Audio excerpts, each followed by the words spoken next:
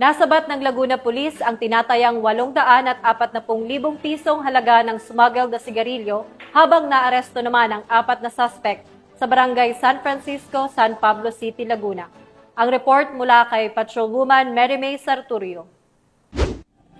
Arestado ang 4 na individual sa ikinasang joint buy-bust operation laban sa smuggle na sigarilyo ng Provincial Special Operation Unit, Provincial Intelligence Unit ng Laguna Police Provincial Office at San Pablo Component City Police Station sa Barangay San Francisco, San Pablo City, Laguna.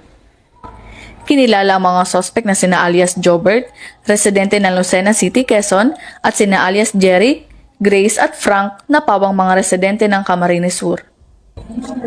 Nakumpiska sa mga suspect ang 6 na po na kahon na magkakaibang brand ng mga sigarilyo na may tinatayang halaga na aabot sa 840,000 pesos.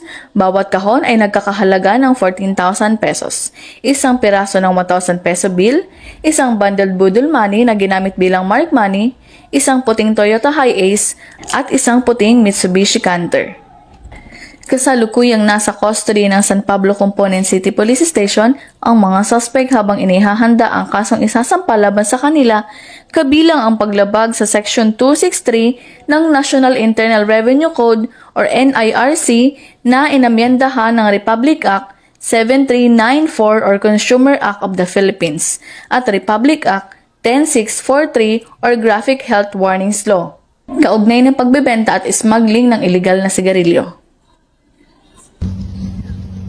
Mula rito sa Calabarzon, ako ang inyong Police News Network correspondent, Patrolwoman Mary May Sarturio. Alagad ng batas, taga-taguyod ng Balitang Pulis.